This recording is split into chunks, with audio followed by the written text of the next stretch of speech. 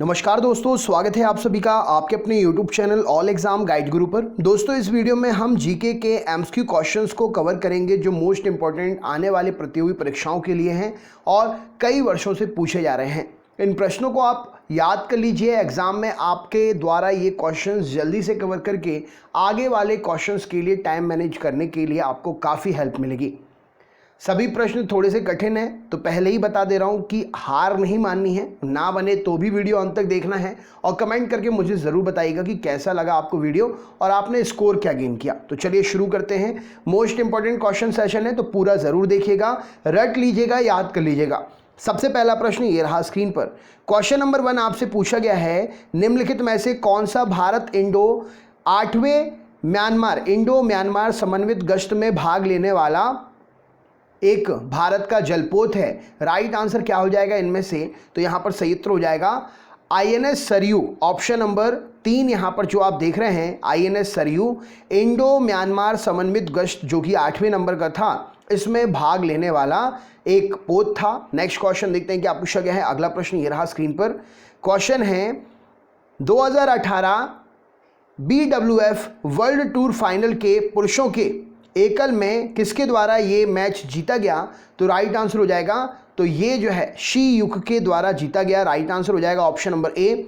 BWF world tour final में पुरुषों के एकल मैच को शी युकी के द्वारा जीता गया। राइट आंसर हो जाएगा। नेक्स्ट क्वेश्चन देखते हैं क्या पूछा गया है। अगला प्रश्न, निम्नलिखित में से शास्त्रीय कर्नाटक संगीत के लिए कौन प्रसिद्ध है? शास्त्रीय कर्नाटक संगीत के लिए बाल मुरली कृष्णन यहां पर सही उत्तर हो जाएगा। ऑप्शन नंबर सी क्वेश्चन के लिए सही उत्तर हो जाएगा। नेक्स्ट क्वेश्चन देखते हैं क्या पूछा गया। अगला प्रश्न ये रहा स्क्रीन पर। निम्नलिखित में से कौन सा व्यक्ति भारतीय रिजर्व बैंक का गवर्नर नहीं रहा है?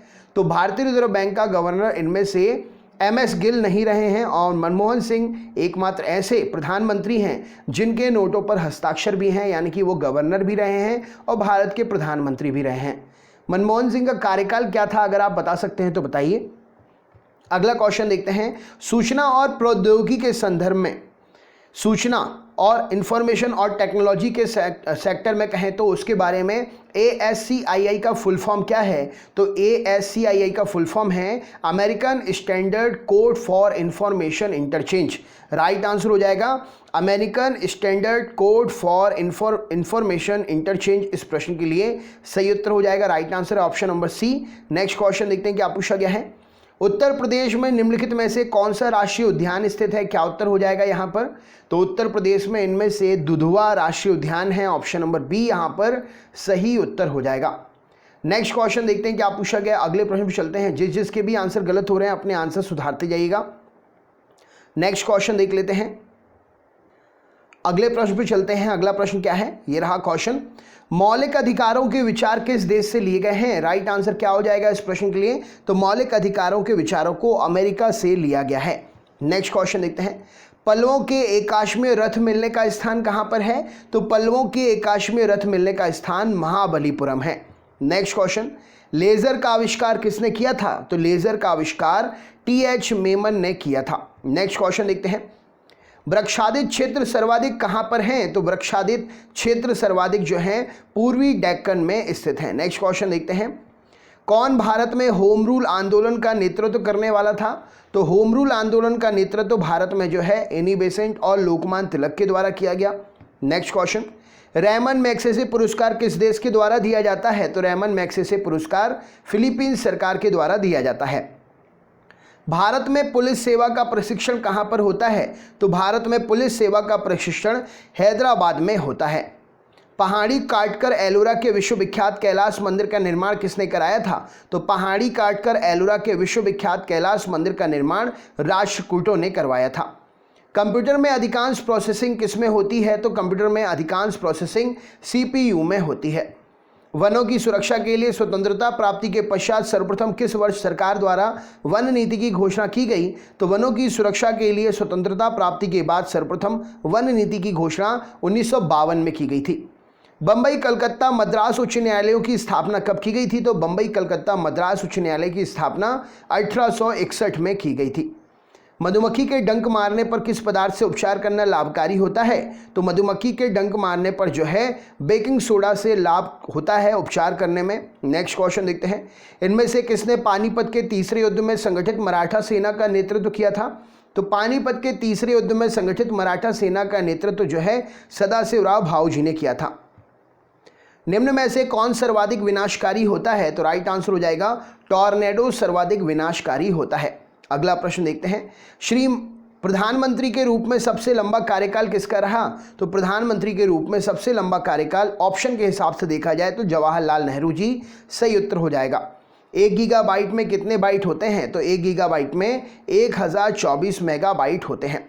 नेक्स्ट क्वेश्चन देखते हैं क्या पूछा गया। अगला प्रश्न, जल में घुलनशील भस्म क्या कहलाते हैं? तो जल में घुलनशील भस्म क्षार कहलाते हैं। किस राज्य की सरकार ने कालिदास सम्मान शुरू किया है? तो मध्य प्रदेश राज्य की सरकार ने कालिदास सम्मान शुरू किया है। लोकसभा की बैठक को किस प्रकार समाप्त किया जा सकता है? तो लोकसभा की बैठक को सत्रावसान के द्वारा, स्थगन के द्वारा और भंग करके तीनों के द्वारा समाप्त कर सकते हैं। कश्मीर का शासक जो कश्मीर के अकबर के नाम से जाना जाता है उसका नाम क्या है? तो कश्मीर का शासक जो कश्मीर का अकबर कहलाता है उसका नाम है जैनुलाब्दीन। नेक्स्ट क्वेश्चन देखते हैं, मौलिक अधिकारों के उल्लंघन के संबंध में कोई भी विवाद प्रस्तुत कहां पर किया जा सकता है? तो मौलिक अधिकारों के उल्लंघन के संबंध में कोई भी विवाद उच्च न्यायालय या सुप्रीम कोर्ट में प्रस्तुत हो सकता है। किस फसल की बुआई और कटाई के बीच में सर्वाधिक अंतराल पाया जाता है? तो गन्ने की बुआई और कटाई के बीच में सर्वाधिक अंतराल पाया जाता है। मांसपेशियों के अध्ययन को क्या कहते हैं? तो मांसपेशियों के अध्ययन को मायोलॉजी कहा जाता है। भारतीय संविधान के अंतर्गत कल्याणकारी राज्य की अवधारणा निम्न में से किस अनुच्छेद में मिलती है? तो कल्याणकारी राज्य की अवधारणा अनुच्छेद 39 में मिलती है। इंटरनेट पते में HTTP का फुल फॉर्म क्या होता है? तो HTTP का मतलब होता है hyper text transfer protocol. Next question देखते हैं, दिल्ली में कौन सा ऐतिहासिक स्मारक भारतीय और फारसी वास्तुकला शैली का उदाहरण है? तो दिल्ली का हुमायूं का मकबरा भारतीय और फारसी वास्तुकला का मिक्स उदाहरण है। संविधान के 21वें संशोधन के द्वारा संविधान की 8वीं अनुसूची में कौन सी भाषा शामिल की गई? तो संविधान के 21वें संशोधन के द्वारा संविधान की सूची में सिंधी भाषा शामिल की गई। मुद्रा राक्षस किसकी रचना है? तो मुद्रा राक्षस विशाख दत्त की रचना है। बॉली स्मैश सर्विस शब्द किस खेल से संबंधित हैं? तो बॉली स्मैश सर्विस शब्द जो है लॉन टेनिस से संबंधित है। इनमें से किसको जापान का मैनचेस्टर कहा जाता है? तो जापान का मैनचेस्टर ओसाका को कहा जाता है। निम्न में से कौन सा एक स्थान सबसे कम वर्षा प्राप्त करता है? तो सबसे कम वर्षा प्राप्त लेह यहां पर करता है। भारतीय स्वाधीनता का निम्न में से कौन सा अनुच्छेद प्रेस की स्वतंत्रता से संबंधित है? तो भारतीय संविधान का अनुच्छेद जो है 19 प्रेस की स्वतंत्रता से संबंधित है। आकार और बनावट की दृष्टि से पृथ्वी किसके समान है? तो आकार और बनावट की दृष्टि से पृथ्वी शुक्र के समान है। शून्यकाल कितने बजे से शुरू हो जाता है? तो शून्यकाल 12 बजे से शुरू हो जाता है। विश्व भारती विश्वविद्यालय की स्थापना किसने की थी? तो रविंद्रनाथ टैगोर जी ने विश्व भारती विश्वविद्यालय की स्थापना की थी। सिद्ध विरूपाक्ष मंदिर कहाँ पर स्थित है? तो सिद्ध विरूपाक्ष मंदिर हम्पी में स्थित है।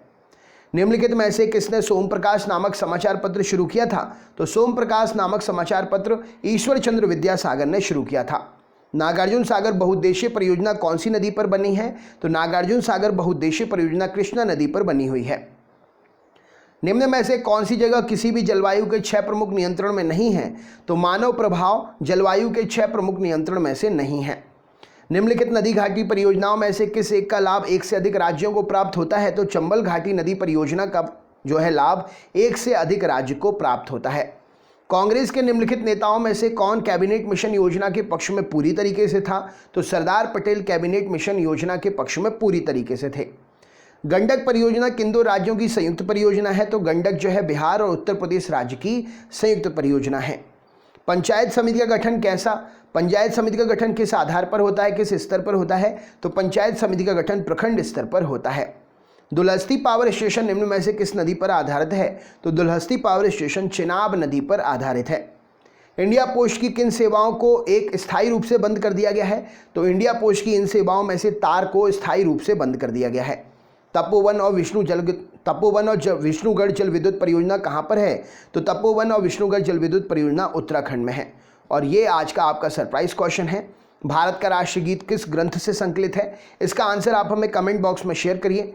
चैनल पर आपको जो वीडियो मिल रहे हैं, इस वीडियो को अगर आप कंटिन्यू चाहते हैं तो चैनल पर नए हो तो सब्सक्राइब करके बेल आइकन ऑन कर लीजिएगा और ऑल वाला नोटिफिकेशन ऑन कर लीजिएगा, जिससे आपको पर डे के वीडियो नोटिफिकेशन से मिल सकें। कमेंट करके इस क्वेश्चन का आंसर बताने के साथ साथ अपने दोस्तों को शेयर ज़रूर करिएगा वीडियो की लिंक, और लाइक करते हुए हमें भी बताइएगा कि आपको वीडियो कैसा लगा। चलिए दोस्तों, मिलते हैं नेक्स्ट वीडियो में, तब तक के लिए बहुत बहुत धन्यवाद। आपका दिन शुभ हो।